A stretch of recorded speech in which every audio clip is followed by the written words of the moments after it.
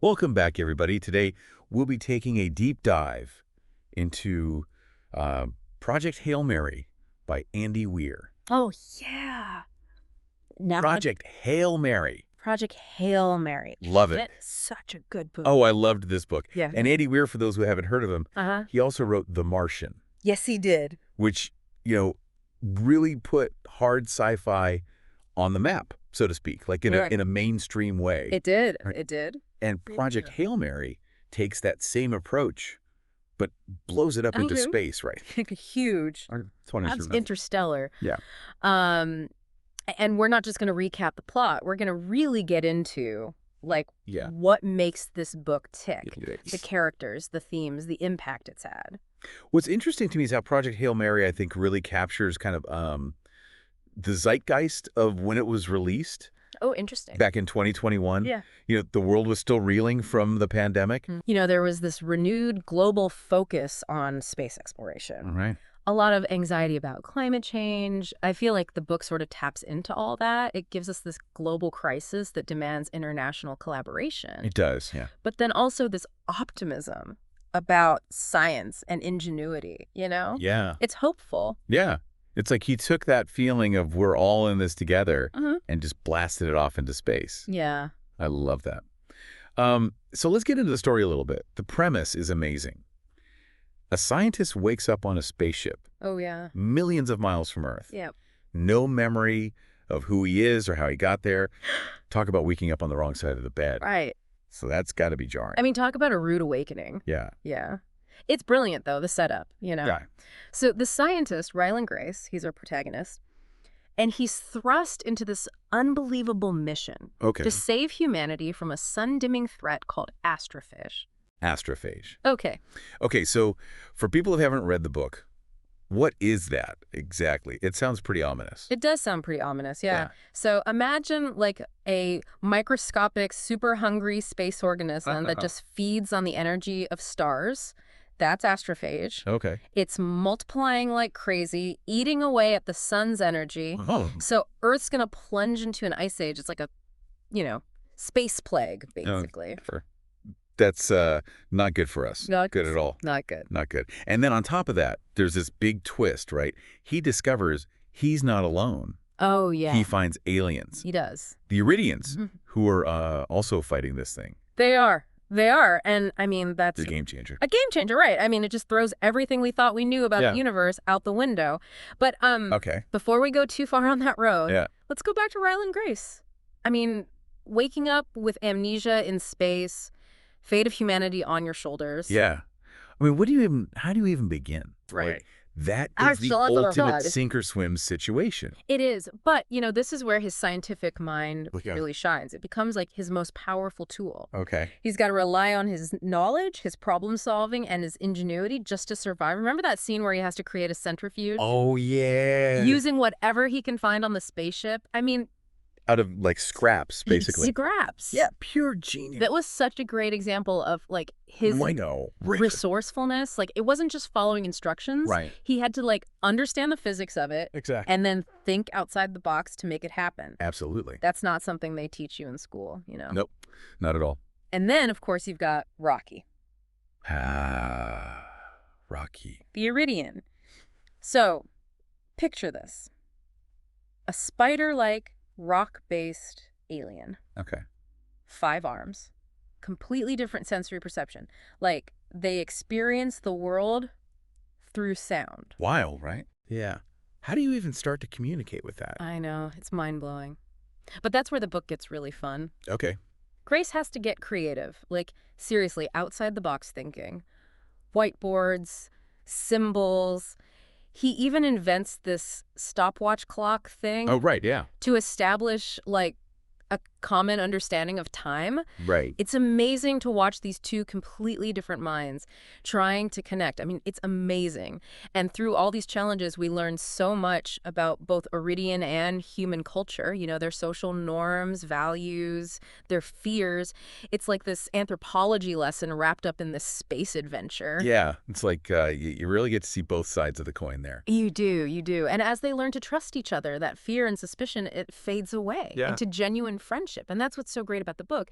It's this bond that, like, transcends species, defies all logic. It's like, even in the face of the unknown, connection is possible. Yeah, it's like it really brings it back down to earth. But It does. it's in space.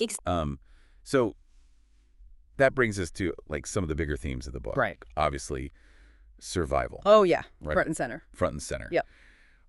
Grace's determination, his absolute refusal to give up, even when things look bleak. Especially when he has to repair the spaceship after being damaged in Adrian's atmosphere. Right, right.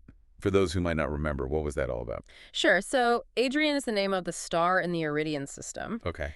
And Grace has to go into its atmosphere, which is super dangerous, to collect samples of astrophage. It's just one of the many times his scientific curiosity and willingness to take risks is really put to the test. Right. It's like he's not just waiting for rescue. He's Yeah. actively trying to figure things out. He's got to do it. Yeah, yeah. But it's not just about individual survival, right? Right. It's about cooperation. Yes. This partnership between a human and a rock-based alien. I love that. I mean, Rock-based alien. It's so good. that's how they solve it. They do. And what makes it even better is they've got these huge cultural and communication barriers. Different ways of thinking, different priorities. Like, their whole concept of time is different. But they find that common ground. They figure out how to use each other's strengths. It's like this perfect example of how diversity can actually lead to innovation. It's kind of like a little message for all of us, isn't it? Like Right. how we could solve problems if we all work together. work together. Yeah. And then there's the whole scientific problem-solving process, Oh, yeah. which Weir doesn't shy away from at all. Yeah. Like he gets into the weeds of how astrophage works and all of Right. that. The details. Yeah, yeah. He's a details guy. But he does it in a way that's engaging. Like you're right there with Grace, doing the calculations, looking at the data, running experiments. It feels like real science is happening. It does, and it makes you feel smarter reading it. I know, right?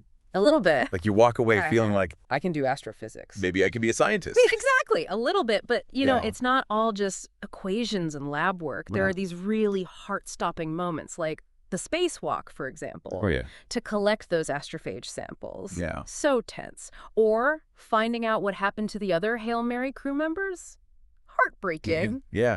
And then that ultimate sacrifice. Oh, no. When Grace chooses to save both Earth, air, and arid. I mean, talk about a gut punch. Right. It just elevates the whole story. It does. Yeah. Yeah. It speaks to, like, his compassion, So much. putting everyone else first. You know, even an alien species. Yeah. And it shows how interconnected life is. Totally. Like, we're all in this together, even on a cosmic level. Yeah. And it makes you think, like, what would you do Right. What matters? in that situation? Right. What would you sacrifice? Yeah. And beyond the plot, I mean, Project Hail Mary is full of symbolism, too. Ah. The Hail Mary spaceship itself. Oh, yeah. I mean, it represents humanity's last hope.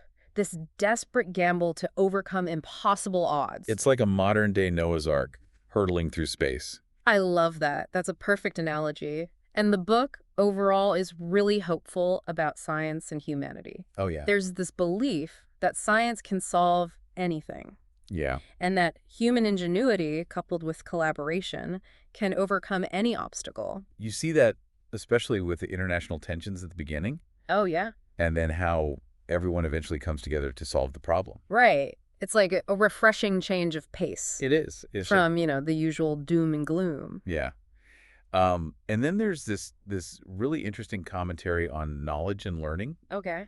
With Grace, even though he has amnesia, constantly rediscovering scientific principles. It's true. It's like he's constantly relearning. Yeah. Like even under pressure, we still want to learn and know things. Right. And I love his humor. Me too. Like he can still find joy in the little things. He can, even in this crazy situation. He's so relatable. He is. So human. That humor is crucial. It keeps the story from getting too dark. It does. It does. It reminds us, even in the darkest times, there's always room for laughter. It really makes you think about how much sci-fi can do. Right? Yeah. Like it's not just about escaping reality. Right. It's about exploring ideas. Yeah. You know, and like thinking about ethical dilemmas. Yeah. Challenging our assumptions about the universe and everything. Speaking of which, the Iridians, right? The Iridians? Yeah. They're so different from us. so different. Like their bodies, how they sense the world, their whole way of thinking. Yeah. That's what makes them so interesting, though. I mean, they're not just humans with, like, an extra arm or something. Right. They're truly alien. Yeah. And that makes us really confront our own biases, you know? Like, Oh. what we think intelligent life should look like or how it should act. It's like that whole human-centric view, right? Like, Yeah, we're it. totally. And it's like, no, the universe is huge. It is. There's all kinds of possibilities. Absolute. And then that friendship that develops between Grace and Rocky. Yeah, Grace and Rocky. So good. I mean, they're from completely different worlds. Yeah. But they find that common ground, you know? They do. They do. And it raises some really interesting questions about communication. Oh, yeah. Like, how do you bridge that gap when it's not just language, but, like, completely different species? I know. That scene where he's trying to teach him math with, like, pebbles and sticks. Oh, yeah. It's so funny, but it also makes you think, you know? It does. It does. And it highlights how much patience and ingenuity you need for that kind of communication. Totally. It's not just about words, right? Right, yeah. It's about understanding each other. And, I mean, as they learn to trust each other, you see the power of empathy, right? Like that connection that can exist between, you know. Even beings that seem so different. Yeah. It's like maybe what we share as living beings is stronger than our differences. Yeah, I like that. I like that a lot. Even with this massive threat looming over them. Right. Speaking of which. Yeah, the astrophage. Astrophage. I mean, it's terrifying. It's going to wipe out everything, right? Yeah. It's like this force of nature, you know? You can't reason with it. You can't. You can't stop it.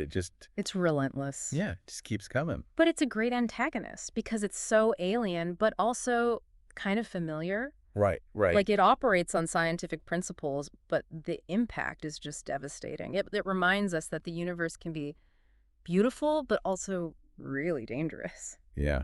And it forces the characters to, like, problem solve at the highest level, right? Oh, yeah. It's the ultimate test. It is. And Grace, you know, he rises to the occasion. He has to understand it. He has to find a way to beat it. Yeah. And he does. He does. But, you know, it's not just him. Right. It's him and Rocky. Working together, combining their knowledge, that's how they save everyone. It shows the power of science, but also human collaboration. It's like, even when things seem impossible, there's always hope. Right. Always hope, as long as we're willing to work together and think critically. Yeah, never give up on learning new things. And speaking of hope, the ending, while bittersweet, it does offer a little glimmer of hope. It does. Grace's sacrifice to save both Earth and Arid is just, it's incredibly powerful. It's selfless. So selfless. It's the best of humanity, really. It is. And it makes you think about what's next, right? For humans and Iridians. Oh, for sure. Will they keep collaborating? Share knowledge? Or will it all fall apart? It's a question we're left with. It's a big one. It is. And that's what good science fiction does, right? It makes you think, it entertains you, but it also makes you consider these big questions, ethical dilemmas, and different futures. Project Hail Mary does that in spades. It does. It does. It's a book that stays with you. It makes you think. It makes you feel. And honestly, it makes you look up at the stars and just wonder. It does. It makes you want to go out there and explore. Exactly. So if you haven't read it yet, definitely check it out. And as always, thanks for joining us for this deep dive into, well, everything. See you next time.